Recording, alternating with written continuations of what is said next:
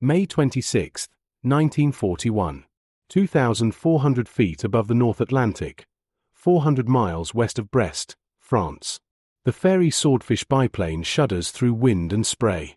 Lieutenant Commander Eugene Esmond grips the control stick, his leather gloves slick with condensation inside the open cockpit.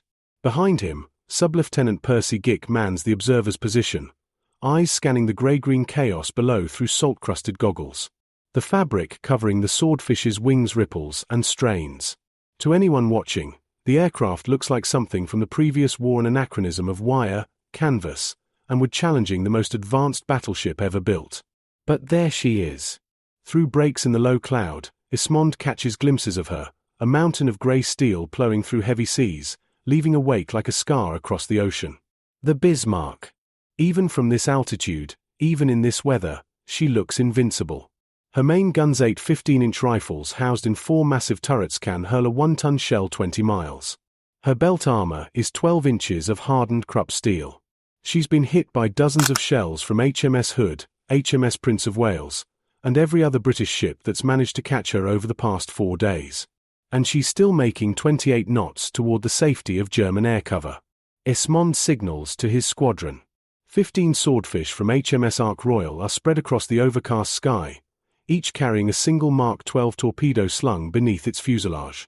They've already launched one strike this afternoon. In confusion and worsening weather, they nearly attacked HMS Sheffield instead. Now they're back, with the right target, and with fuel running critically low. This is their last chance. The date May 26 might not seem significant until you understand what's already happened. 4 days ago, on May 22, the Bismarck and heavy cruiser Prinz Eugen left the Norwegian fjords for Operation Rheinübung, a breakout into the Atlantic convoy routes. The plan was elegant and terrifying. Germany's newest battleship, unscarred and fully supplied, loose among the merchant convoys bringing food, fuel, and weapons from America to Britain. Churchill's lifeline, cut. The Royal Navy responded with everything available. On May 24, in the Denmark Strait between Greenland and Iceland, HMS Hood, Britain's largest and most famous warship, engaged Bismarck alongside the new battleship Prince of Wales. The battle lasted 14 minutes. A German shell penetrated Hood's inadequate deck armor and detonated in her aft magazine. The explosion broke the ship's back. She sank in 3 minutes. Of her crew of 1,418 men, 3 survived. The shock rippled through the British fleet, through the Admiralty, through London itself. Hood wasn't just a ship, she was a symbol. And now she was gone, destroyed by a vessel that seemed unstoppable. Prince of Wales, hit multiple times and still working up after just leaving the shipyard, was forced to break off. But not before her guns landed 3 hits on Bismarck. One shell penetrated the German battleship's fuel tanks, contaminating hundreds of tons of oil and leaving a telltale slick across the sea. Another reduced her speed slightly. The damage was manageable, but it changed everything. Admiral Gunther Lütjens, commanding from Bismarck's bridge, made a decision. He detached Prinz Eugen to continue the mission alone. Bismarck would make for Saint-Nazaire or Brest, German-occupied ports in France with dry docks large enough to handle her. They could repair the damage, refuel, and return to the hunt. The mission wasn't over. It was just delayed. For 31 hours, the British lost her. Imagine the tension in the Admiralty plotting room. Dozens of pins across a map showing every available British warship converging on Bismarck's last known position. But the Atlantic is vast, and the German battleship could be anywhere in a search area of thousands of square miles. Force H, the battlecruiser Renown, carrier Ark Royal, and cruiser Sheffield races north from Gibraltar. The battleships King George V and Rodney close from the west. The cruisers Norfolk and Suffolk try to maintain contact but lose her in heavy weather. Every hour that passes, Bismarck gets closer to French waters, closer to Luftwaffe air cover, closer to safety. Then, at 10:30 a.m. on May 26, a Coastal Command Catalina flying boat spots her. American pilot Ensign Leonard Smith is technically neutral. The United States hasn't entered the war yet, but is on loan to the RAF. Through gaps in the clouds, he sees the unmistakable shape, the long hull, the distinctive turret arrangement, the wake. He shadows her for 3 hours while British warships race to intercept. But there's a problem. Most of the fleet is too far away. By the time King George V and Rodney arrive, Bismarck will be within range of German air cover. The chance to finish this to avenge Hood is slipping away. Unless Ark Royal's Swordfish can slow her down. Now Esmond pushes his stick forward. The Swordfish drops toward the water. Around him, the squadron splits into smaller groups, approaching from different angles to divide Bismarck's anti-aircraft fire. The sea below is running at force 8 heavy swells topped with white foam, visibility less than 2 miles. Rain squalls sweep across the water like grey curtains. Bismarck's crew has been at action stations for days. They're exhausted, running on adrenaline and coffee. But when the call sounds aircraft approaching, port quarter, every anti-aircraft gun on the ship erupts. The sky fills with tracer fire and shell bursts. The 105mm and 37mm flak guns create a curtain of steel through which no aircraft should be able to pass. But the Swordfish keeps coming. You have to understand something about these aircraft. Their slow maximum speed 139 miles per hour, so slow that Bismarck's fire control systems, designed to track modern fighters, have trouble adjusting. They're also tough. The fabric covering absorbs shrapnel that would shred a metal-skinned aircraft. Shells pass through the wings without detonating. It's like trying to shoot down ghosts. Esmond levels off at 50 feet above the waves. The ocean races beneath his wheels. Spray from the whitecaps lashes his face. Bismarck grows larger, impossibly, terrifyingly large. Her bow rises and falls through the swells, throwing up mountains of white water. Her forward turrets swing, trying to track him. The blast from her secondary guns creates shockwaves that buffet his aircraft. But he holds steady. The torpedo has to drop from exactly the right altitude, at exactly the right distance, or it will porpoise into the depths or break up on impact. Around the battleship, other Swordfish press their attacks. One by one they drop their torpedoes, tracks of white bubbles racing toward the grey hull. Most miss or hit armor too thick to penetrate. But they accomplish something crucial. They force Bismarck to maneuver constantly, presenting her stern to the following sea, slowing her progress toward France. And then it happens. Lieutenant John Moffat's Swordfish, approaching from the port quarter, drops his torpedo at 800 yards. The Mark 12 enters the water cleanly and runs straight. Bismarck's helmsman throws the wheel hard over, trying to turn the stern away. But the ship's already in mid-maneuver from evading another torpedo. She can't respond fast enough. The torpedo strikes aft, well behind the armor belt. For a moment, nothing seems to happen. It's just another explosion among dozens. Another geyser of white water against the hull. Another hit that Bismarck's armor should shrug off like all the others. But on Sheffield, trailing Bismarck by several miles, a young rating named Ted Briggs watches through binoculars. He's one of the 3 survivors from Hood, pulled from the freezing water 3 days ago. He transferred to Sheffield still wearing borrowed clothes. Now he watches Bismarck's wake. And he sees something impossible. The battleship's stern begins to swing. Not a normal turn, something erratic, uncontrolled. The wake curves sharply to starboard, then loops back. Bismarck heels over, fighting her own rudder. Black smoke pours from her stacks as her engines struggle. And then Briggs realizes what he's seeing. She's steaming in circles. The torpedo has jammed her rudder. Inside Bismarck's steering compartments, deep in the stern below the waterline, the torpedo's detonation has created hell. The explosion occurs at 20:47 hours, 8:47 p.m. against the ship's hull just forward of the port rudder. The warhead contains 450 pounds of Torpex explosive. When it detonates, the blast wave travels through steel and water, compressing, twisting, fracturing. Chief Petty Officer Hans Grunwald is thrown against a bulkhead. His ears ring from the concussion.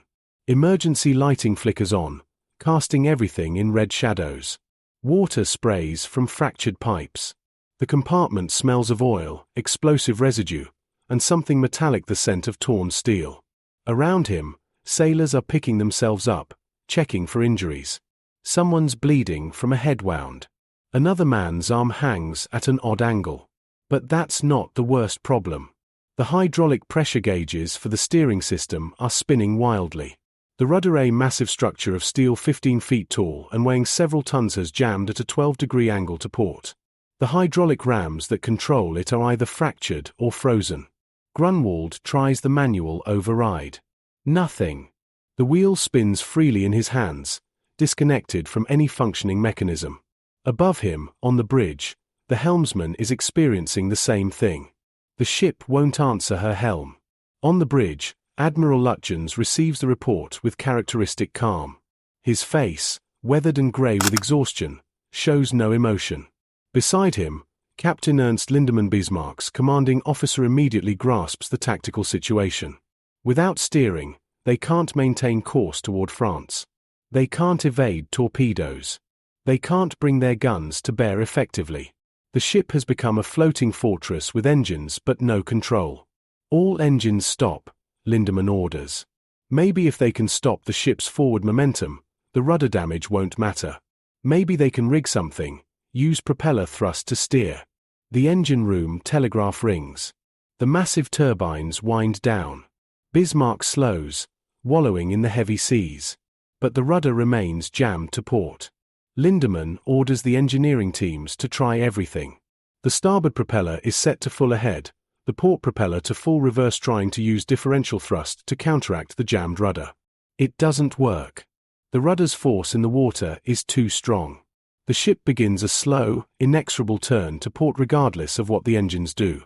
They're steaming in circles, like a wounded animal chasing its own tail. Below decks, damage control parties race aft. Chief Engineer Walter Learman organizes teams with cutting torches, hydraulic equipment, anything that might help. They need to reach the rudder mechanism to cut it away, lock it amidships, anything. But there's a problem. The steering compartments are flooded. Not completely the watertight doors held, but flooded enough that working there means wading through chest-deep seawater mixed with fuel oil. And the explosion has warped the frames around the rudder post. The entire assembly is jammed not just mechanically but structurally. Learman sends divers down.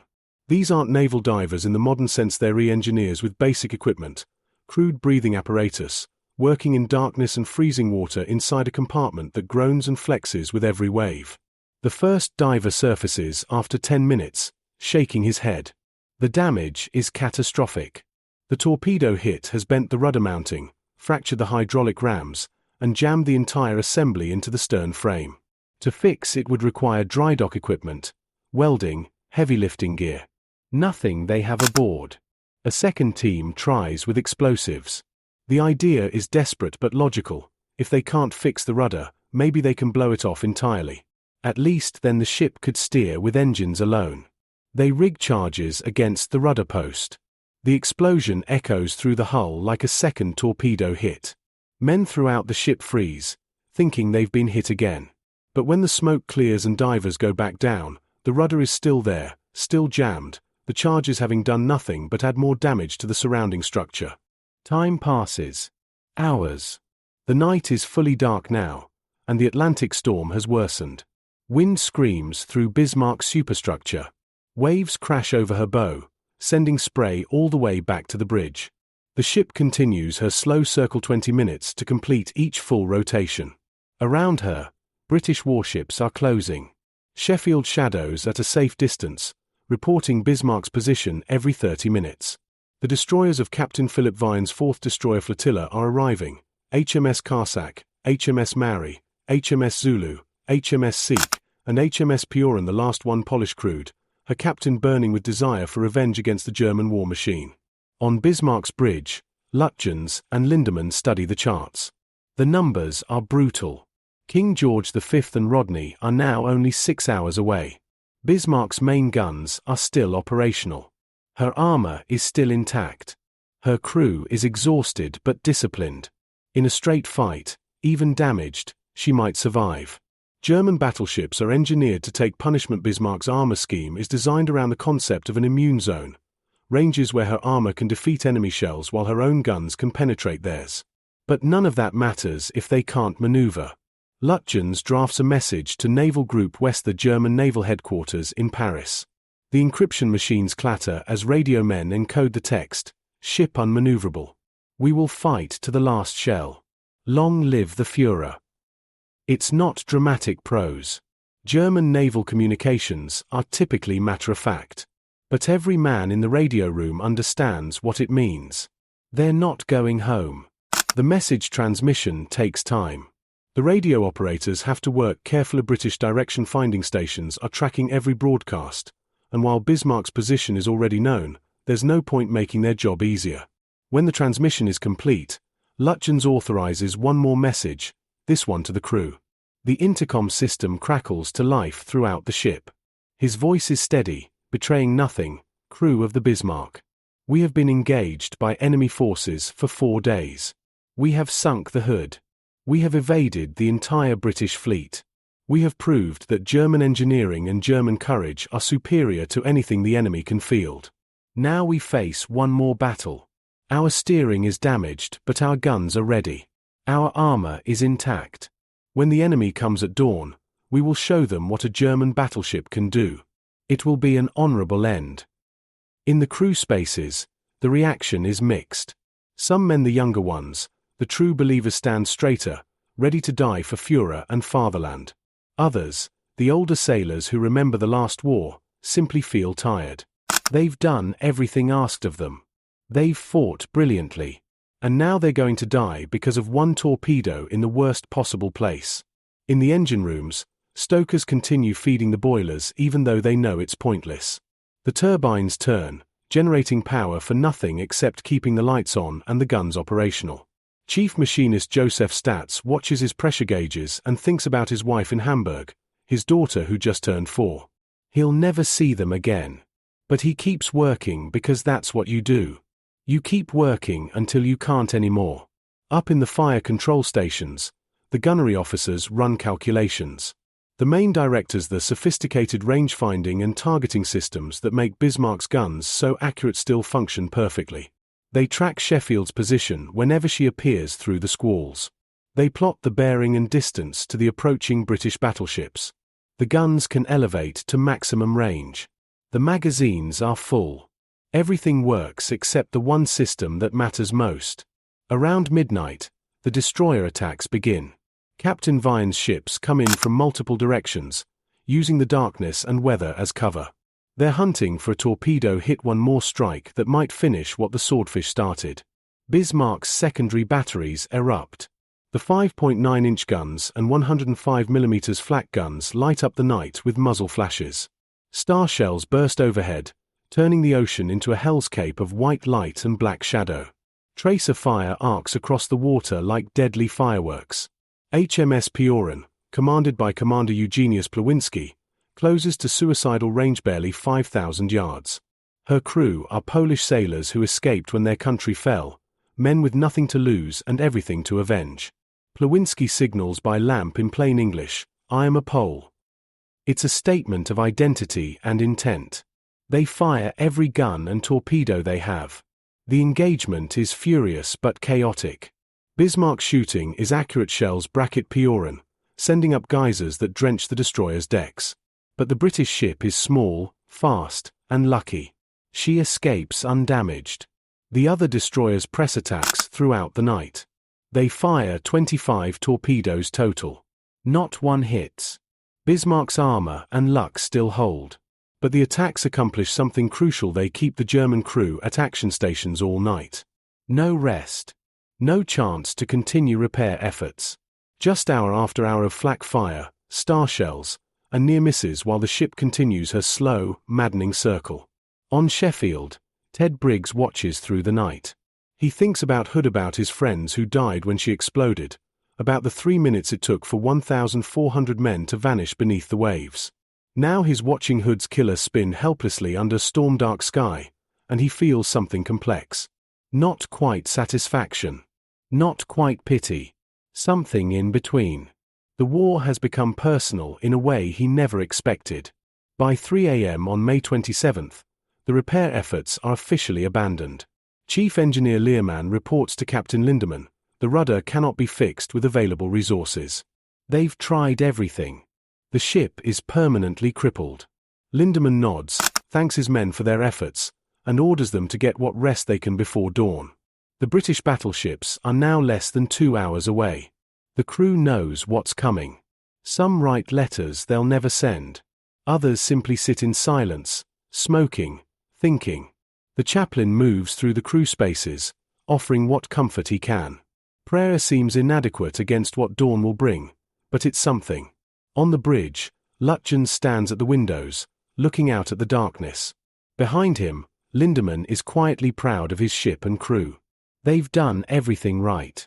The ship is magnificent, fast, powerful, beautifully designed. And it's all going to end because one torpedo hit in exactly the wrong place jammed a piece of machinery that any shore engineer could fix in a day with the right equipment. It's almost poetic. Almost. May 27, 1941. 8:43 hours. 400 miles west of Brest.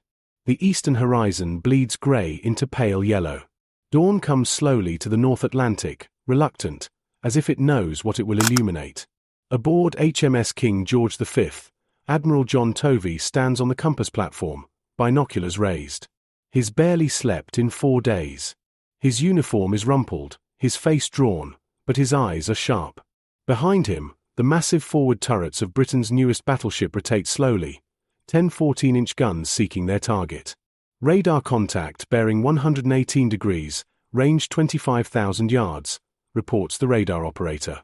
His voice is steady, but there's an undercurrent of tension. Everyone aboard knows what they're hunting. Tovey lowers his binoculars. 25,000 yards. 12.5 miles. Maximum range for his guns, but not ideal at that distance. Shells follow a high arc, plunging down onto deck armor rather than striking the belt armor horizontally. Bismarck's deck armor is thick 4.7 inches of hardened steel. They'll need to get closer. But not too close.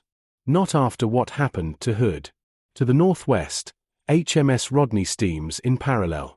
She's an older ship, built just after the Great War, but her armament is formidable. 9 16-inch guns in 3 triple turrets all mounted forward. It gives her an awkward profile. She looks front-heavy, unbalanced, but those guns are the most powerful weapons the Royal Navy has afloat.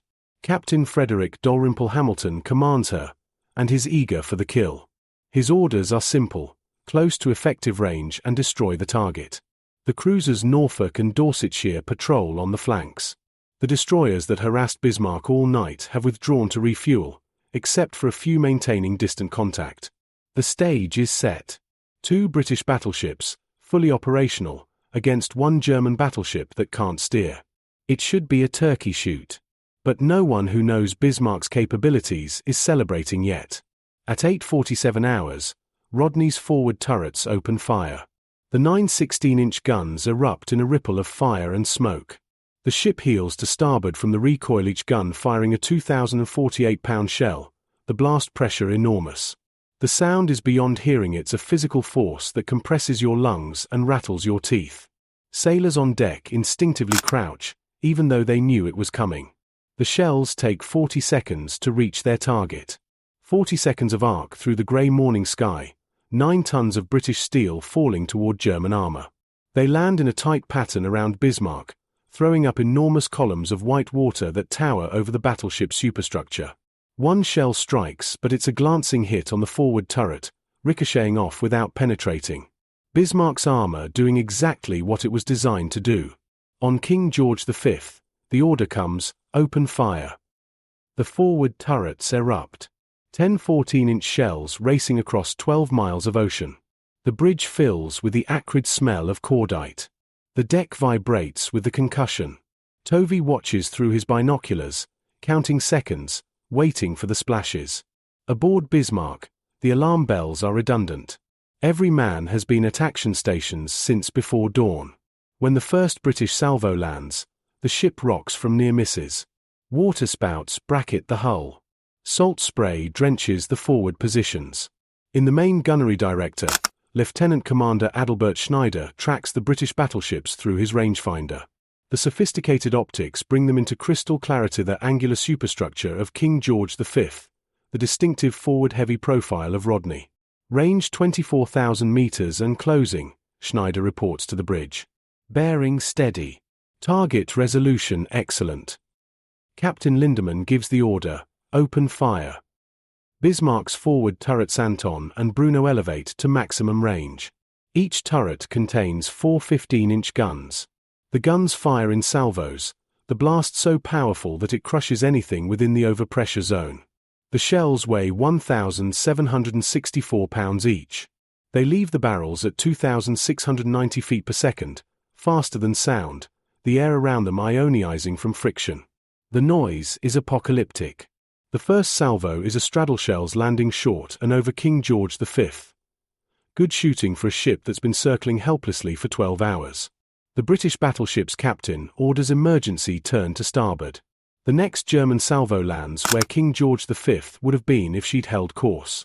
Admiral Tovey nods grimly. Even crippled, Bismarck is dangerous. The range closes. Both sides are firing now, the ocean between them churning with shell splashes. Rodney's 16-inch guns fire again, a full 9-gun broadside that makes the old battleship shudder from stem to stern. King George V guns maintain a steady rhythm, firing every 30 seconds. The mathematics of naval gunnery are playing out in real time: shell weight, muzzle velocity, angle of fall, armor thickness. Every hit, every miss, is a data point in a lethal equation. At 9:02 hours, Rodney scores the first significant hit. A 16-inch shell strikes Bismarck's forward superstructure, penetrating the armor and detonating inside. The explosion tears through compartments, killing dozens instantly. Fire erupts from the wound, black smoke streaming aft in the wind. But the ship's main battery keeps firing. The magazines are deep in the hull, protected by layers of armor. The guns are still operational. Lieutenant Robert Tilburn, aboard King George V, watches through the fire control position. He's 22 years old, fresh from training, and this is his first major action. Through the optics, he sees Bismarck clearly, the massive hull, the turrets still tracking, the growing cloud of smoke. He's surprised by his own reaction. He expected to feel triumph, righteousness. Instead, he feels something closer to awe. That ship is dying, and she's still fighting. Another hit. This one from King George V, a 14-inch shell that strikes Bismarck amidships, penetrating the secondary armor belt. The explosion triggers fires in crew spaces. Damage control parties rush to contain it, but they're already stretched thin from hours of battle stations. The smoke is becoming a problem. It's affecting visibility from the fire control positions. Bismarck's shooting becomes less accurate. But she's still shooting. At 9:13 hours, one of Bismarck's shells passes within 20 feet of King George V bridge. Tovey hears the shell's passenger freight train roar that makes everyone duck involuntarily. If that shell had struck the bridge, the entire command staff would be dead. The admiral's face remains expressionless, but his knuckles are white where he grips the railing.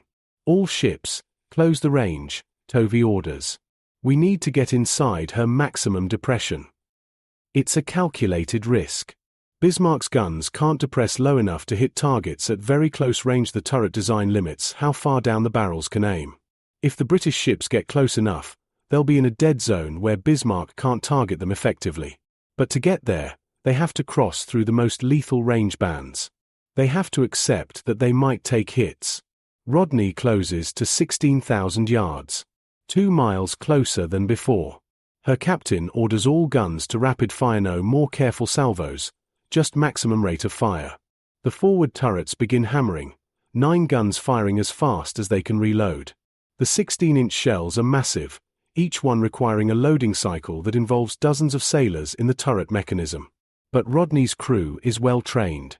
They maintain a rate of fire that would have been impossible for crews of lesser quality. The hits accumulate. A 16-inch shell penetrates Bismarck's forward armor belt, not a clean penetration, but enough to cause massive internal damage. Another shell strikes the forward fire control position, decapitating the main gunnery team.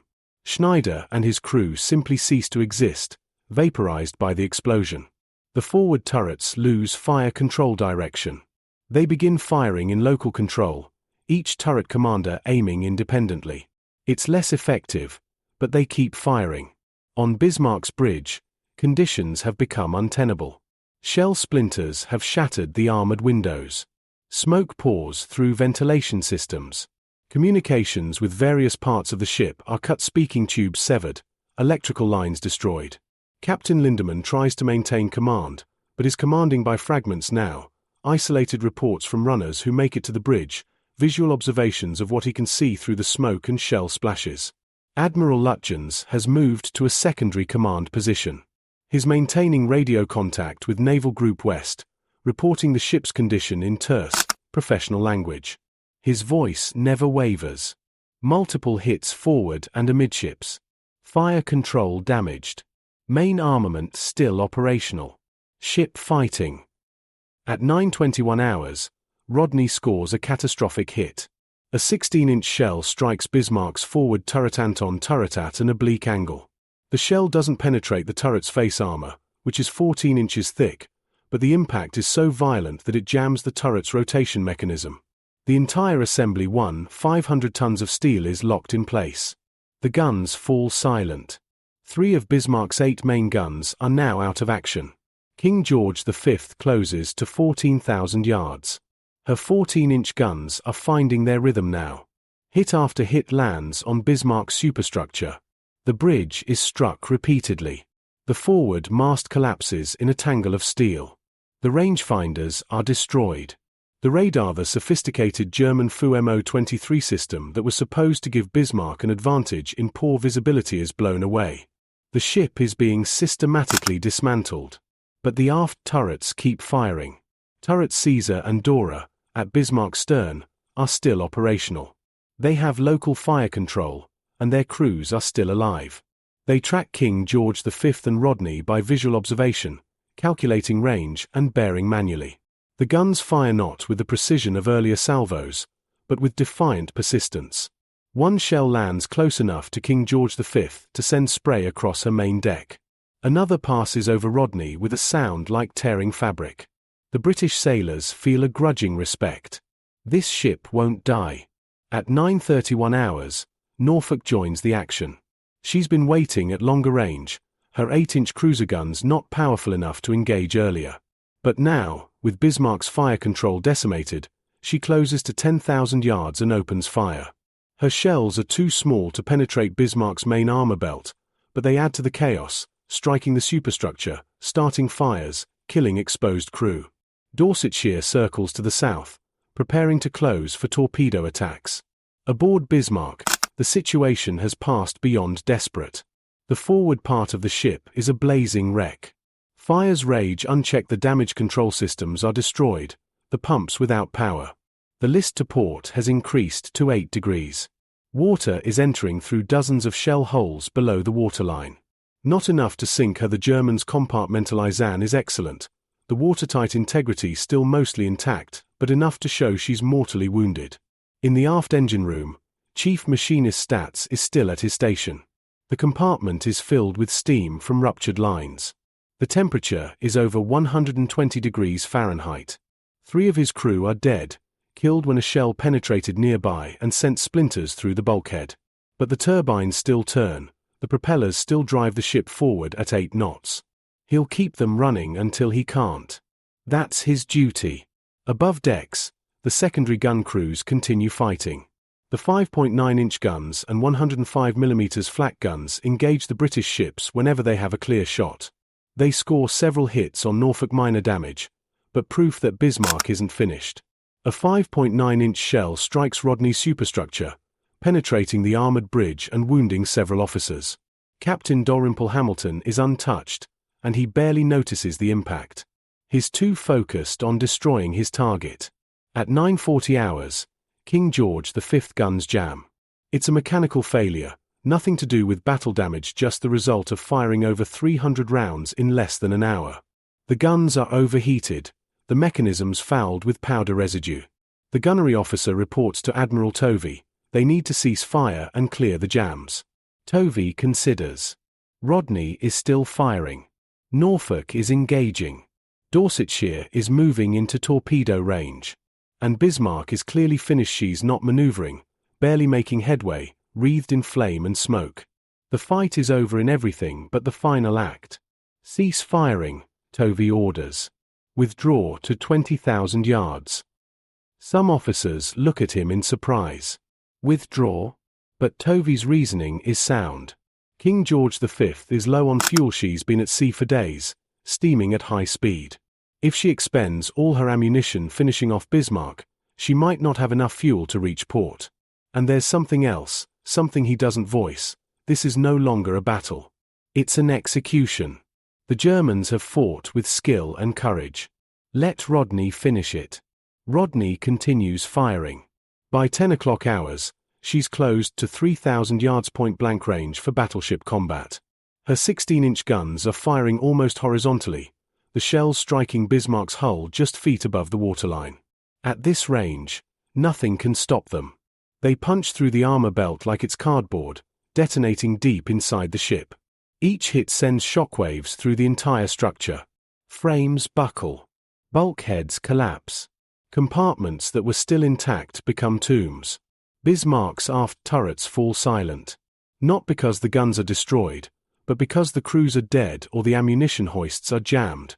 The ship is nothing but a burning hulk now, listing, helpless, waiting for the end. But she won't sink. Her buoyancy is too good, her compartmentalization too effective. Even with dozens of shell holes, even with fires raging throughout her length, she stays afloat. The British will have to finish it with torpedoes. 10-15 hours.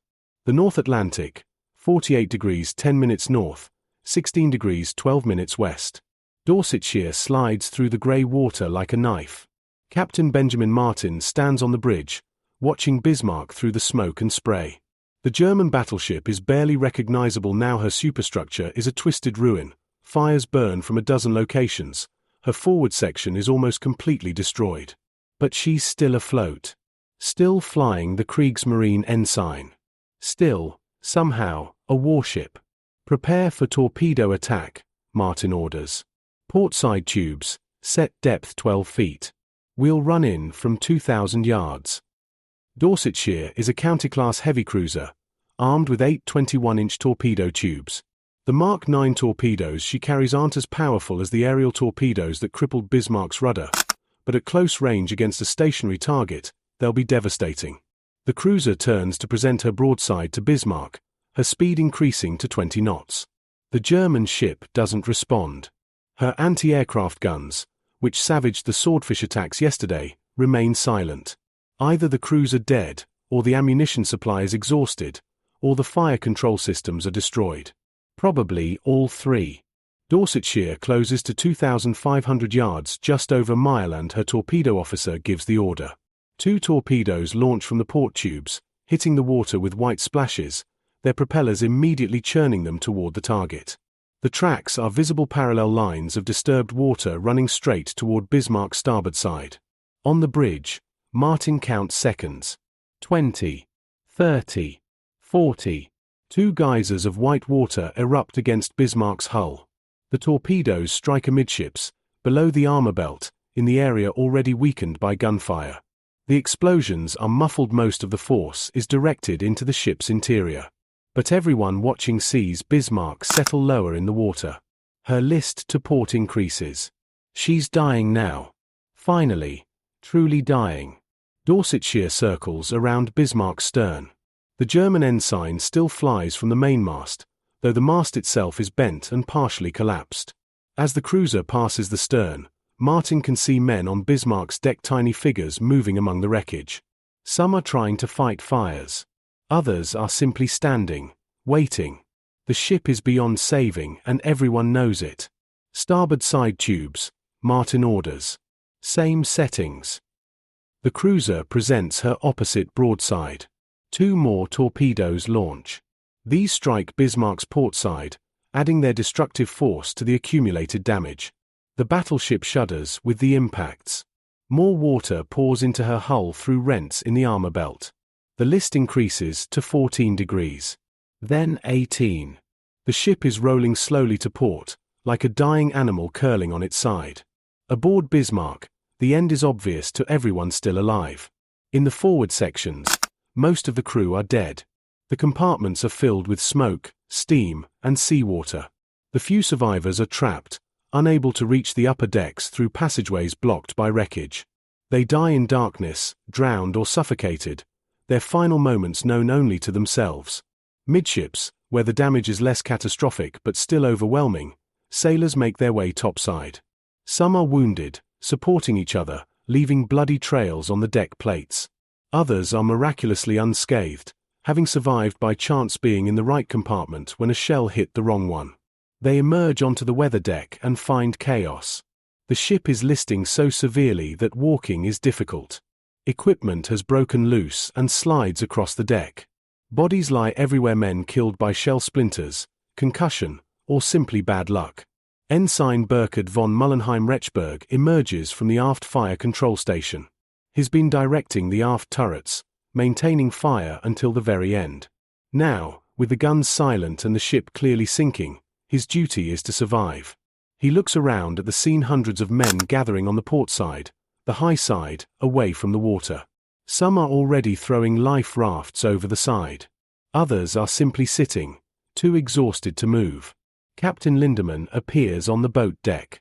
He's covered in soot, his uniform torn, but he moves with purpose. He walks among the crew, speaking calmly. Abandon ship. Those who can, get clear of the ship. Those who can't swim, find something that floats. Help each other. We've done our duty. His voice carries authority even now. Men respond automatically, following orders even as their world disintegrates. Some sailors begin helping wounded comrades toward the rail. Others inflate life jackets, checking straps with the same thoroughness they'd use for any equipment inspection. The German Navy's discipline holds even at the end. Admiral Lutjens is last seen on the bridge. No one is certain of his final moments. Those who were with him don't survive. But reports suggest he remained at his post, refusing to abandon ship. He's already radioed his final message to Naval Group West: send U-boats to rescue survivors. It's a futile request. No U-boat can reach this position in time, but it's his last command. His last attempt to save his men. At 10:25 hours, Bismarck's list reaches 25 degrees. The ship is rolling with terrible slowness, the angle increasing minute by minute. Men begin jumping from the deck. The water is 48 degrees Fahrenheit, cold enough to kill in minutes without proper protection. But staying aboard means going down with the ship, trapped in the wreckage as she sinks. It's not a choice. It's just two different ways to die. Ensign von Mullenheim-Rechberg removes his boots. He's heard that boots fill with water and drag you down. He keeps his life jacket, cinching it tight. Around him, hundreds of men are making the same calculations, the same preparations. Some are praying. Others are silent. A few are singing Deutschland, Deutschland über alles, the national anthem, defiant to the end. The ship rolls past 30 degrees. The water is lapping at the main deck now, creeping up the port side, swallowing equipment, wreckage, bodies. The remaining men who can move are scrambling toward the starboard rail, the high side, now elevated 30 feet above the water. From there, they'll have to jump, fall into the oil-slicked ocean and hope they can swim clear before the ship's final plunge creates suction that will pull them down. Captain Lindemann stands near the forward turret, or what remains of it. He's removed his cap, holding it in one hand. He's not going to jump. He's going down with his ship. It's an old tradition, perhaps outdated, perhaps foolish. But it's his choice. Several officers nearby understand and salute him. He returns the salute, then turns to face forward, toward the bow that's now dipping beneath the waves. Chief Machinist Stats is still in the aft engine room. The compartment is flooding now, water pouring in through ruptured seams in the hull. The turbines have finally stopped. He makes no attempt to escape. The passageways out are probably blocked anyway, and he's exhausted, too tired to climb ladders, too tired to swim. He sits down on the deck plates, the water rising around him, and lights a final cigarette. His last thought is of his daughter, hoping she'll understand he did his duty. At 10:36 hours, Bismarck begins her final roll. The movement accelerates 35 degrees, 40, 45. Men still on deck lose their footing and slide toward the water. Some jump. Others simply fall, tumbling through the air, hitting the water with splashes that are lost in the chaos. The ship's momentum is unstoppable now. She's going over. From Sheffield, 3 miles away, Ted Briggs watches through binoculars. He's been watching for hours, watching the British ships hammer Bismarck into submission, watching the fires grow, watching the list increase. Now he watches the end. The massive hull rolls past 60 degrees, exposing the starboard side, the side that's been above water throughout the battle. The paint is pristine there, unmarked by shells. The propellers are visible, still attached, frozen in place. The rudder is still jammed to port. That rudder. That single piece of machinery that doomed 2,200 men. Bismarck rolls past 90 degrees. She's on her side now, floating unnaturally, like a steel island. Men swarm on the exposed hull, trying to stay out of the water. But there's no stopping what's coming. The bow is already underwater. The stern is lifting. Air is escaping from ruptured compartments, creating bubbles that boil to the surface, bringing up oil, debris, and bodies. The stern rises higher. The propellers emerge fully from the water, dripping, gleaming in the grey morning light. The ship hangs there for a moment vertical, impossible, a 50,000-ton monument to engineering and destruction. And then, with a sound that carries across the water like distant thunder, she slides beneath the waves. The suction is immediate and terrible. Men swimming nearby are pulled down, dragged into the vortex created by the sinking hull. Some manage to fight clear, kicking frantically toward the surface. Others disappear, consumed by the ocean. The water where Bismarck vanished is a churning mass of bubbles, oil, wreckage, and struggling men. It's 10:39 hours. Bismarck has been under continuous fire for just over 2 hours. She's absorbed an estimated 300 to 400 shell hits from 14-inch, 16-inch, and 8-inch guns. She's taken 3 or 4 torpedo hits. And she still had to be scuttled. Many survivors later claim that the crew opened seacocks and detonated scuttling charges, sinking her deliberately rather than letting the British have the satisfaction. Whether that's true or just a final gesture of pride, the result is the same. She's gone. The survivors float in the oil-slicked water. There are hundreds of them, estimates vary, but perhaps 400 to 500 men made it off the ship alive. They cling to wreckage, to life rafts, to each other. The water is so cold that it feels like knives cutting into exposed skin. Hypothermia will kill most of them within an hour. But for now, they're alive, floating in the debris field where their ship vanished. Dorsetshire and Mara, the destroyer that's been trailing throughout the battle, move in to pick up survivors. It's a humanitarian gesture, but also intelligence gathering. Prisoners might provide useful information. Dorsetshire lowers rope nets and life rings. Sailors lean over the rails, reaching down to pull exhausted Germans from the water. Ensign von Mullenheim-Rechberg is one of the lucky ones. He's grabbed by British sailors and hauled aboard Dorsetshire, shivering, covered in oil, but alive. He collapses on the deck, gasping. Around him, other survivors are being brought aboard, young men, old men, officers, ratings. They're enemies, but right now they're just cold, exhausted, traumatized human beings. After 15 minutes, the rescue is interrupted. A lookout on Dorsetshire reports a submarine contact. U-boat periscope, bearing 270 degrees, range 2,000 yards. It's probably false. There are no U-boats in the area, and the periscope is likely just wreckage. But Captain Martin can't take that risk. A U-boat could torpedo his cruiser while it's stopped, vulnerable, crowded with German survivors. He orders emergency departure. Full ahead. All engines. Get us out of here. Dorsetshire's crew cuts the rescue lines. Men still in the water watch in desperation as the cruiser's propellers churn and she pulls away. Some survivors are still clinging to rope nets hanging down the hull. British sailors try to pull them up faster, but there's no time. The ship accelerates. Men lose their grip and fall back into the water. The destroyer Maori picks up a few more, but she also receives the U-boat warning and withdraws. In the end, only 115 men are rescued. Out of 2,221 crew aboard Bismarck, 115 survive. The rest die killed in action, drowned in the sinking, or succumbing to hypothermia in the water afterward. Bodies float in the debris field for hours, then days, gradually sinking or being scattered by currents. Most are never recovered. Ted Briggs stands at Sheffield's rail as the cruiser steams past the debris field. He can see men still alive in the water, waving, calling for help. But Sheffield doesn't stop. She's low on fuel and under orders to return to port.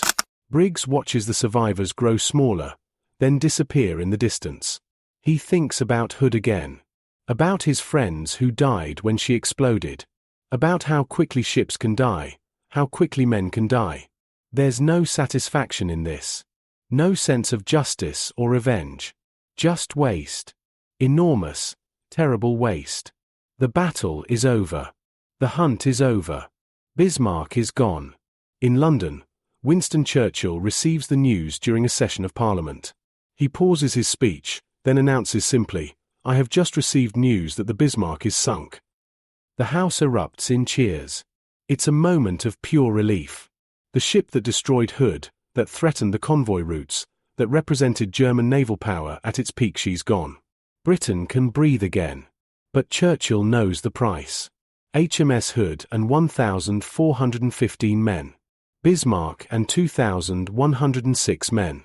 Nearly 3,500 sailors dead in 4 days. And for what?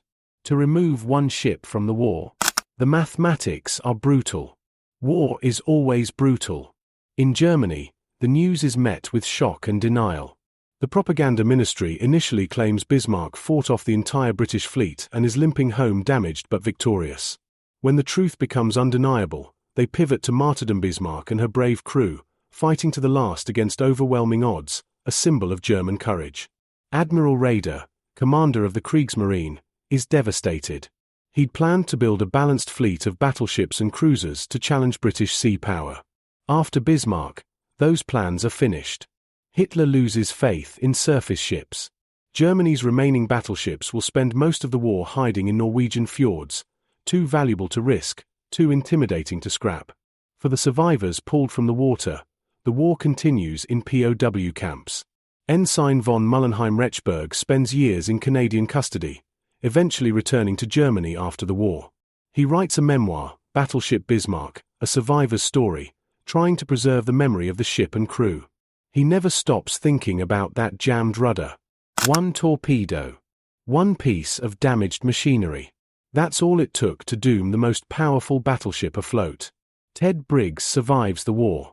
He serves on other ships, sees other battles, but nothing quite matches those 4 days in May 1941. He gives lectures in his later years, telling the story of Hood and Bismarck to new generations of naval officers. When asked what he remembers most, he talks about watching Bismarck steam in circles, her rudder jammed, unable to escape her fate. "She was magnificent," he says. "And she was doomed. We knew it. They knew it. And still they fought." The wreck of Bismarck lies 15,720 feet beneath the Atlantic, discovered by Robert Ballard in 1989. The stern section broke away during the descent, the damage from torpedoes and scuttling charges weakening the hull structure. But the forward section is remarkably intact. The turrets are still there, though the guns have fallen out. The armor is barely damaged. Most of the shell hits struck superstructure, not the belt armor. Her spine isn't broken. She didn't break apart like Hood. She sank because her crew scuttled her, because she'd taken too much damage to fight, because there was no escape. And that rudder, that crucial piece of machinery, is still jammed at 12 degrees to port, frozen in place, testament to the torpedo that changed everything. In the end, that's what the story comes down to. Not grand strategy. Not political ideology. Not even courage or sacrifice, though there was plenty of both. It comes down to engineering, to probability, to the random chance that one torpedo would strike in exactly the right place to cripple a ship that seemed invincible. The Swordfish pilot who dropped that torpedo, John Moffat, never knew for certain it was his weapon that struck home. Multiple aircraft attacked simultaneously. The chaos was too great to track individual torpedoes. But post-war analysis suggests it was his. One pilot, one outdated biplane, one torpedo, launched in terrible weather at a target making 30 knots. And it ended a battleship. War is full of such moments, tiny decisions, random events, mechanical failures that cascade into historical consequences. Bismarck's rudder is one of the purest examples. A ship that could shrug off dozens of shell hits, that had armor-proof against almost anything the British could fire, that had the speed and power to dominate any engagement, brought low by damage that any shore repair crew could fix in a day with proper equipment. It's almost absurd. Almost. But that's how it happened. That's how 2,106 men died in the cold Atlantic waters, and how the British finally avenged HMS Hood, and how one of history's greatest naval chases ended. With a jammed rudder, a battleship steaming in circles, and a young British sailor watching through binoculars, realizing the super battleship was doomed.